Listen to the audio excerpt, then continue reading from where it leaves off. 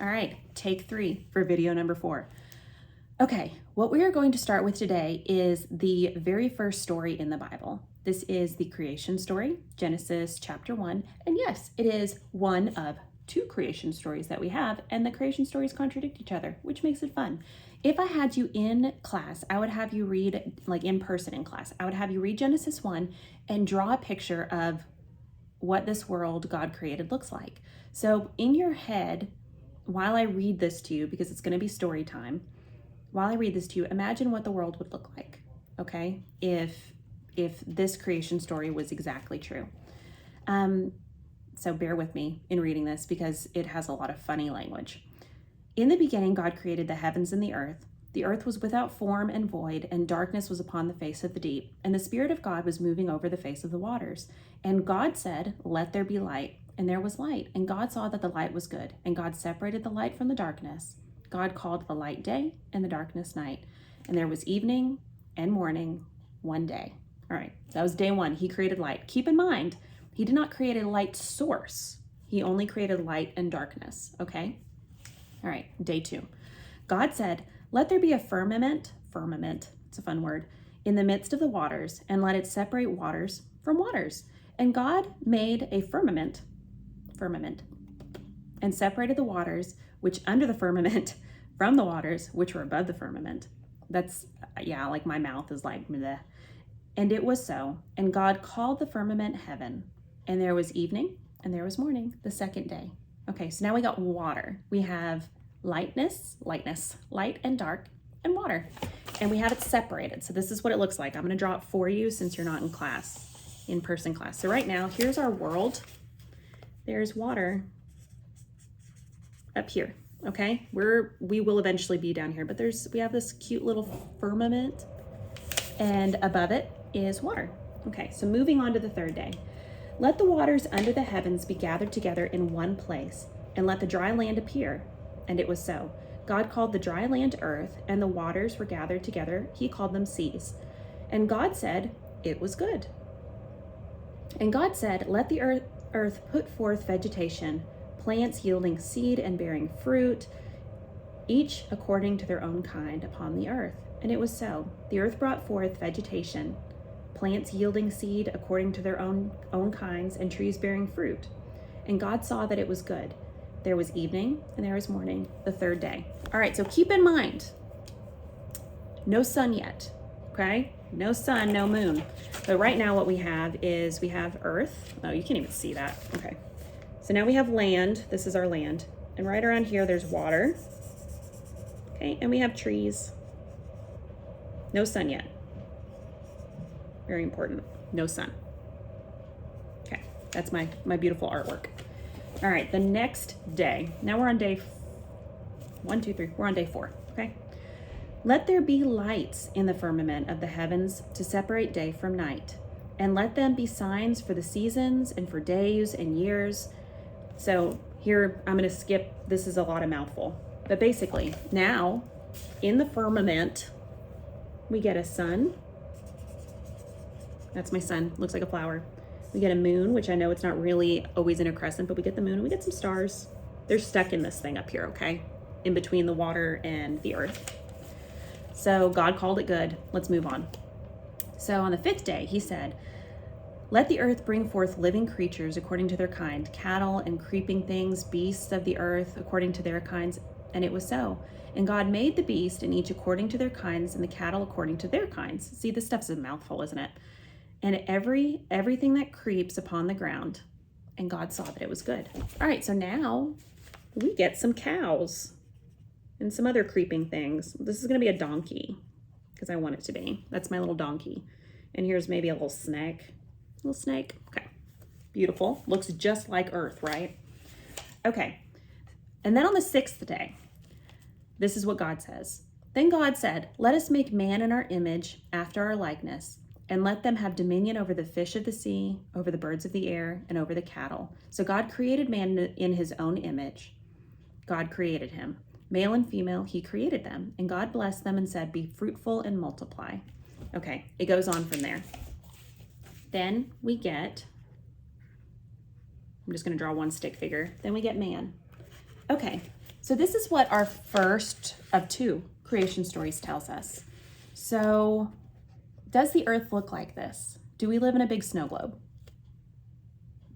We do not. We do not live in a big snow globe. So your very first writing prompt is going to be based on right now in the video, 5 minutes into the video. How does this make you feel?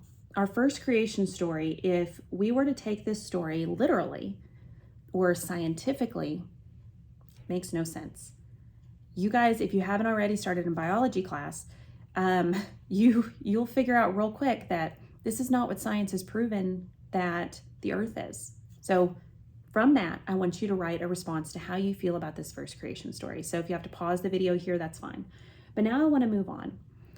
Why do you think we have kept this story in the Bible if it tells us this is earth?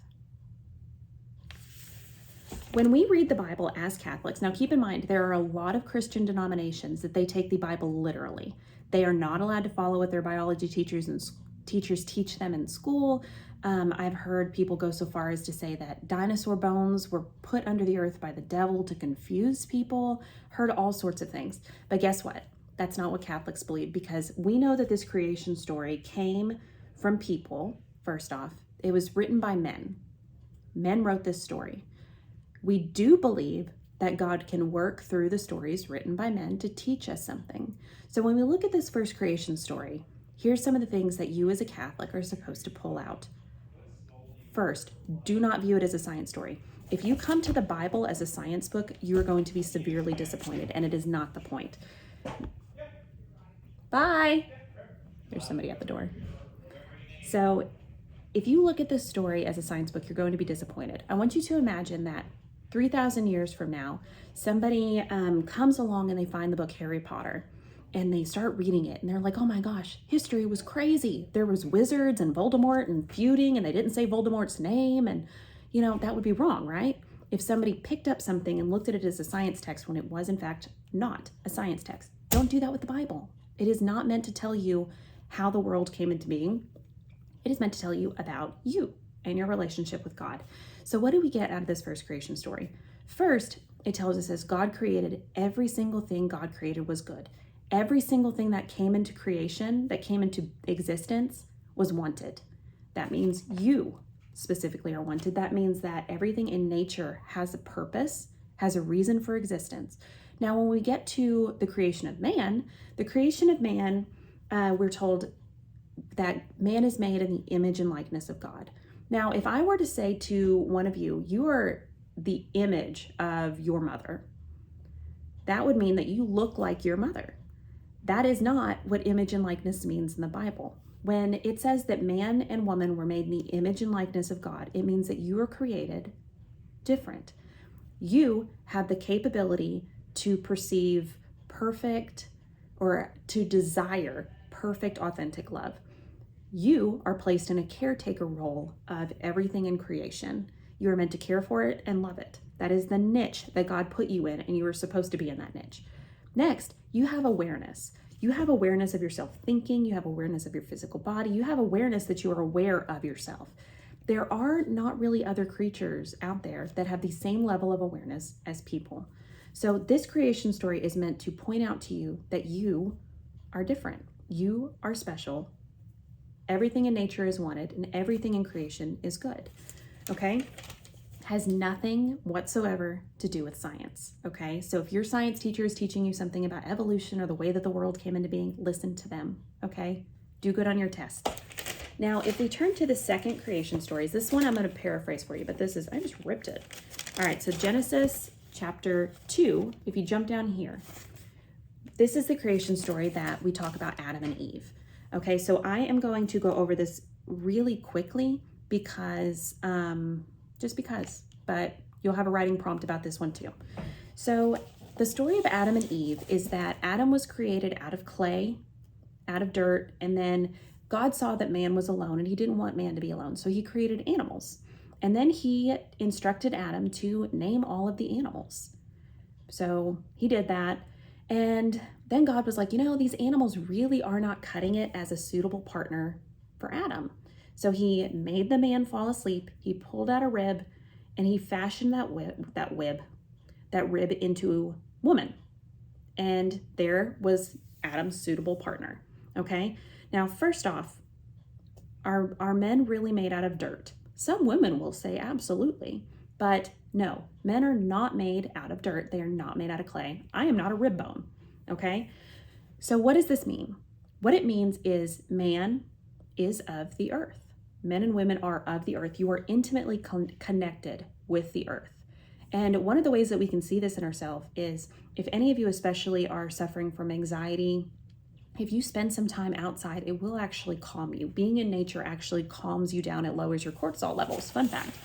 Now, what does it mean that woman came from a rib? Man and woman are meant to stand side by side each other equally. Now, imagine for a moment that when God took a bone out of Adam, he took the foot bone, and the foot bone was fashioned into woman. That would mean that women were at man's feet. Now imagine a head bone from Adam was taken. That would mean that woman is above Adam. The rib bone symbolizes the fact that we are side by side with each other. We are meant to be equal partners in this, okay? Now, as we continue on with the creation of Adam and Eve and their environment, they are created to live in the Garden of Eden.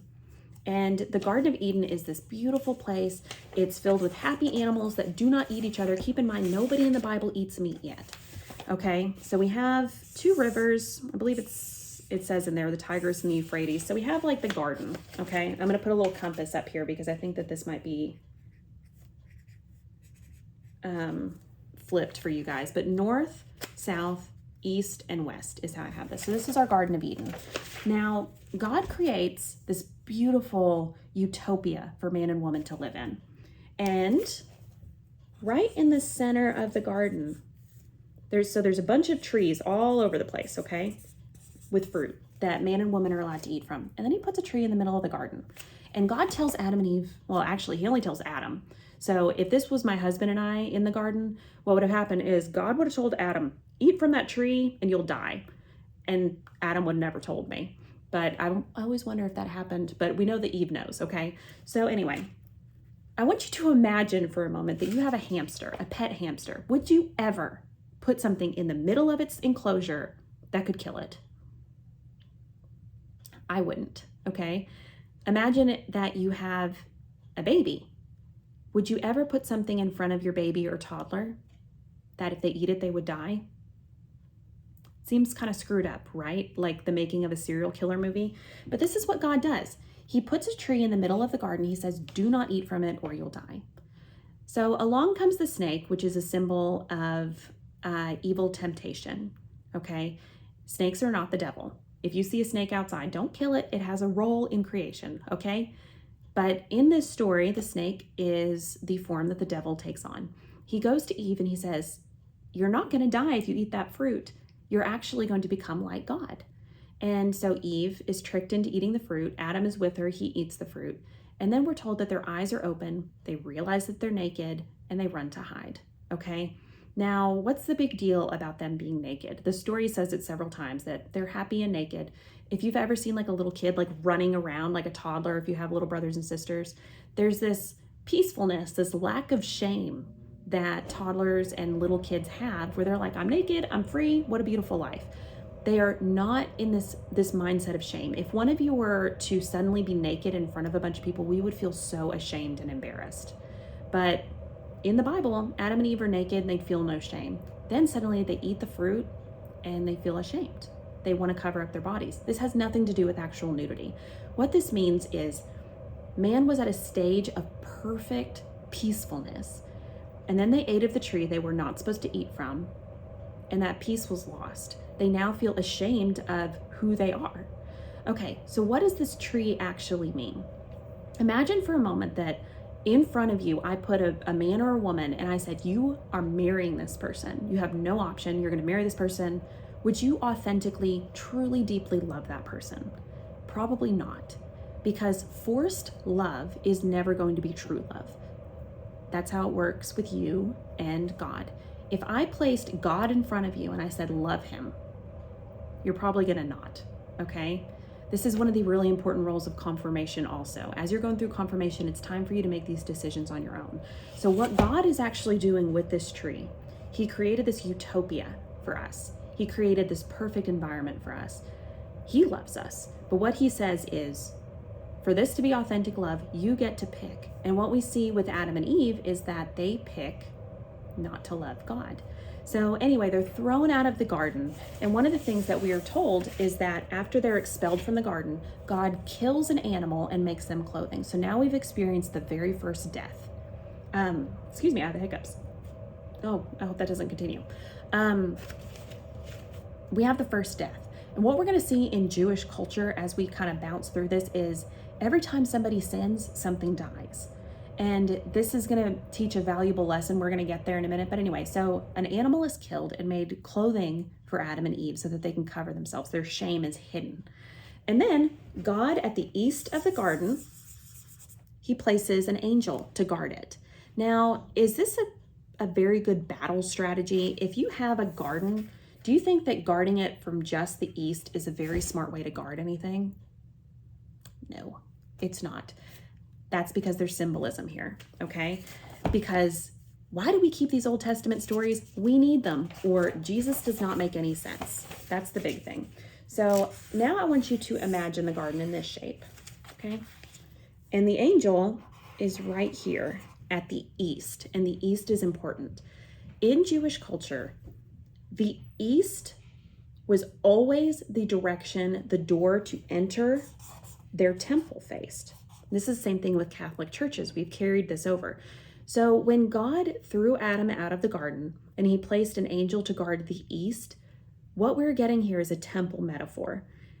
God is saying Adam is not the priest that is meant to be in the temple. Eventually, Jesus is going to come to replace Adam. He's going to be, at some point in your life, you'll hear him referred to as the new Adam. So Jesus will replace Adam, but they're thrown out of the garden and an angel guards the entrance, okay? So that's why there's an angel at the east. Now, your second writing prompt, so remember, your first one, I want a very genuine reaction to how you feel about these Old Testament stories. So far, we've done the first two creation stories. I want a reaction to how you originally thought about it. And now I want you to write about how you feel understanding that these are meant to be taken symbolically. And they are also meant to point us to Christ, okay? This is huge because the thing is if you walk through your entire life as somebody who is like, oh my gosh, the creation stories, I have to believe the world was created in 6 days and on the seventh day, oh, I didn't read that part also, but in the first creation story on the seventh day, God was tired and he took a nap.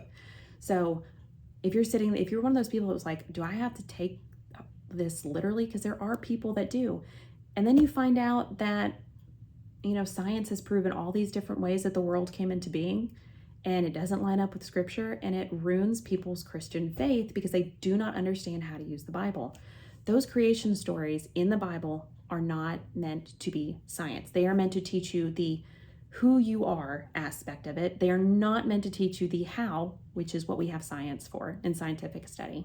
If you have any additional questions, please let me know, but give me a writing response to how you felt before I gave you an explanation and how you felt afterwards, and any other tidbits you want to throw in there. I hope you guys have a really wonderful week, and I will see you next week. Actually, I won't see you, but you will see me on a video.